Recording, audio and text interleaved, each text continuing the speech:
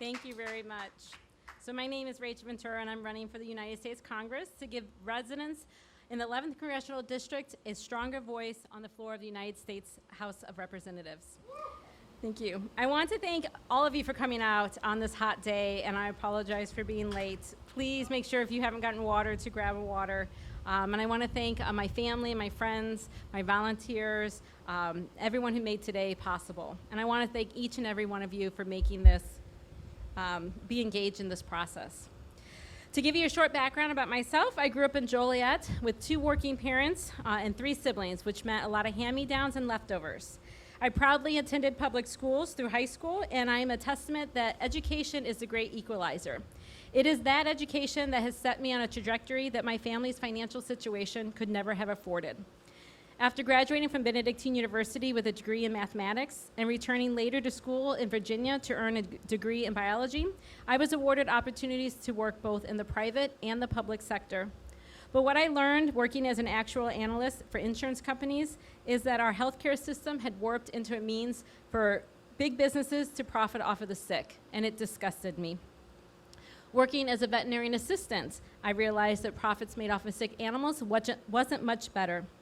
As a naturalist at the Georgia State Parks, I learned of the destruction of over 87 million acres of the longleaf pine forest all along the eastern coastline.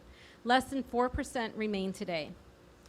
A few years after my children were born, my family moved to Washington State, where I worked as a substitute teacher, and I continued to fight for climate justice by focusing on access to healthy foods.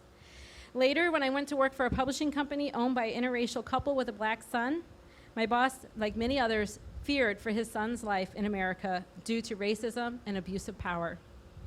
Now, as a single mom, living back where I was raised, I regret that there was never enough time for my family, working 2 jobs just to make ends meet.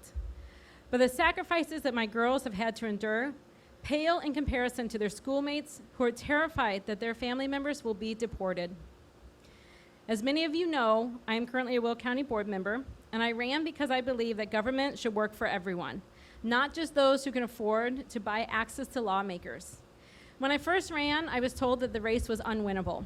I was told that I would never raise enough money like my opponents. And indeed, I didn't even raise $20,000, and I was easily outspent by double that. But the critics were wrong. With the help of my team, we knocked on 10,000 doors and we listened. In the end, I was the top vote getter by an average of 10%. America does not need nor want transactional politics or pay-to-play politicians. We want our voices to be heard and represented, and that I have been the voice for the residents of the 9th District for whom I serve. In my first days at the county board, I dedicated myself to getting 100% up to speed on committees, budgets, and projects. And then I tackled securing long-term clean water for the residents of Fairmont. Their aging infrastructure, mixed with the increased risk of shallow wells running dangerously dry, needed to be addressed.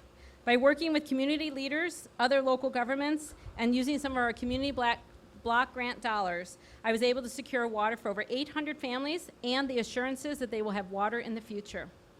I then turned my attention to finding ways to fight climate change at the local level. I attended the Will County Regional Sustainability Network meetings and presentations. Here I met many individuals passionate about helping with climate change, creating new jobs, and securing a green future for all of us. In April, I pushed our county to begin the process to adopt the Greenest Region Compact. This was no easy task, but in June, I am honored to say that Will County adopted the Greenest Region Compact just a month after King County.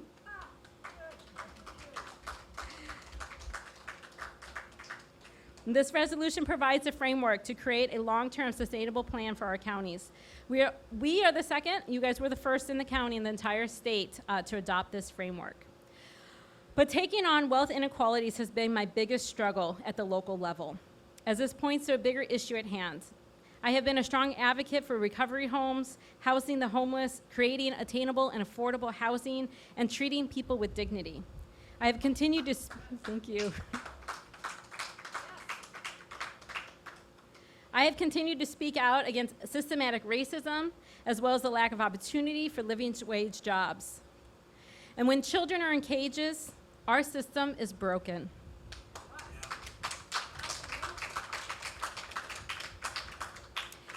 When working families can't make ends meet, our system is broken. When we turn our backs on science and do nothing in the face of climate change, our system is broken.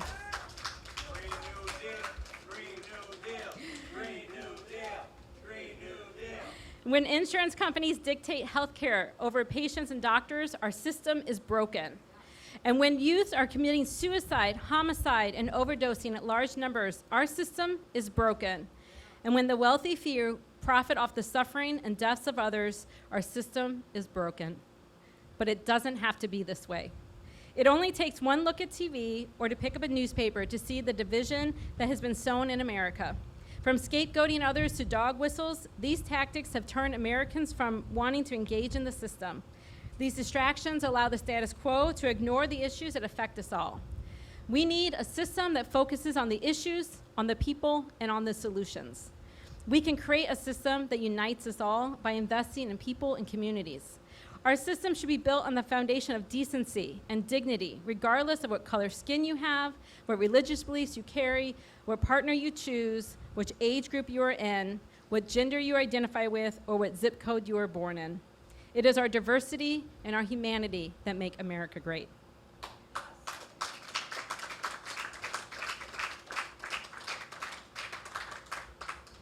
Now, we must have a system that works for everyone. It is why today I have said, enough with this race to the bottom in America. It is time that we demand that our workers in our country are treated with dignity and paid a living wage, and that's why I support a federal level $15 minimum wage that indexes with inflation, so we don't have to have this fight in another 10 years. We must create working environments that value individuals and not treat them like they are disposable. And it is time that we pass Medicare for all. Even after the Affordable Care Act was passed, we remain a nation that has 39 uninsured citizens and millions more who are underinsured. Those who have access can hardly call it affordable, and many people avoid going to the doctor at all, even for healthy checkups that can prevent future illness. An improved Medicare for All system would replace premiums and copays and deductibles with smaller payroll tax that is often estimated to be half the cost of premiums and copays. It would be a health care system and not an insurance against getting sick.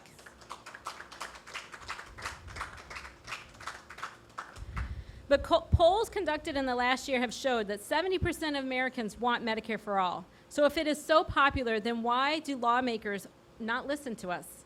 Why are they not jumping on board? According to OpenSecrets.org, Big Pharma and the for-profit healthcare system spent over $50 million buying influence over both the Democratic lawmakers and the Republican lawmakers. So it is no wonder that we have such a rigged system that has resulted in 44,000 deaths each and every year because Americans can't afford private insurance. It is time that we say enough with insurance companies and pharmaceutical companies proffering up the suffering and the deaths of others. Healthcare is a human right. And it is time that we stand with our brothers and our sisters of all skin colors and we say that we are one people and we will protect each other. Yes.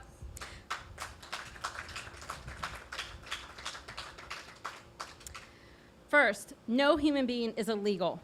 And second, for-profit detention centers go against the foundational principles of freedom and liberty that this nation was founded on. The idea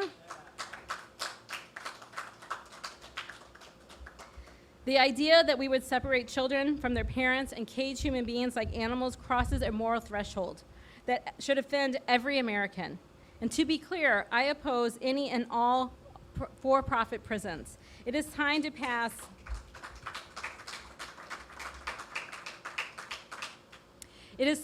not just a comprehensive immigration bill with a clear pathway to citizenship, but to also reform our criminal justice system.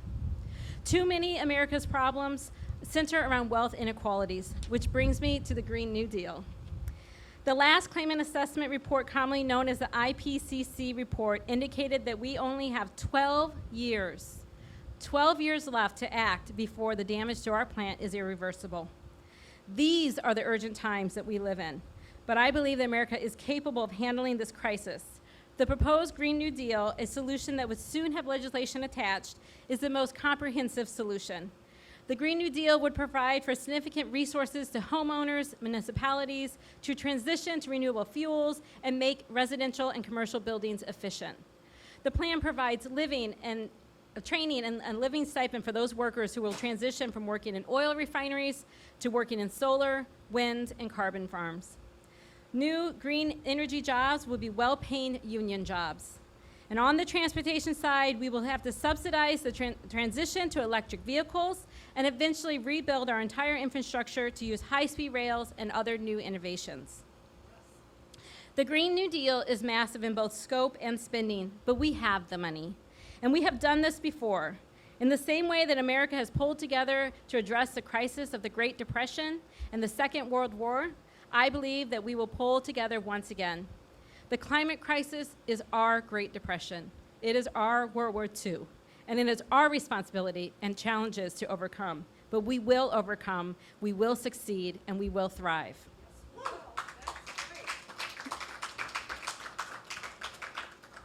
To do this, though, we need strong leaders and bold solutions, and that is why I'm running for Congress in the 11th Congressional District.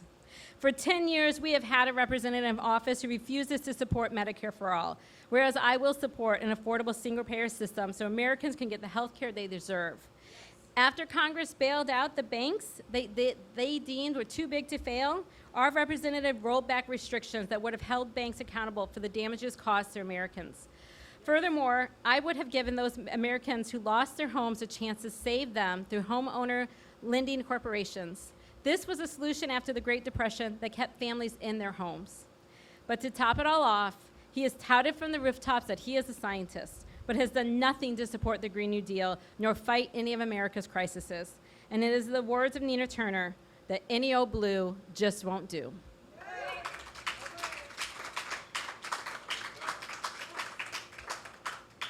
So it is this crucial time that we must act with urgency to elect leaders who will protect the sustainability of the human race and the many animals who depend on the earth.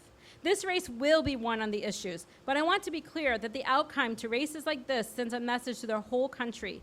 Will America continue to work for only the wealthy few, or will voters stand up, speak out, and say, we want to be represented by those who amplify our voices? We will be represented by everyday Americans, regardless of the dollars in their bank account or the zip codes they come from. This election will send a message that our government is we the people and not we the dollars.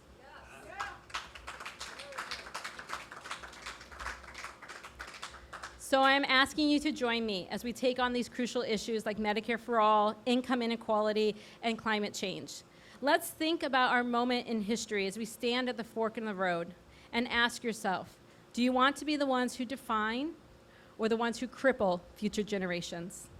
Join this movement now and elect a Green New Deal Democrat. I'm Rachel Ventura, and I'm running for Congress because we are all in this together.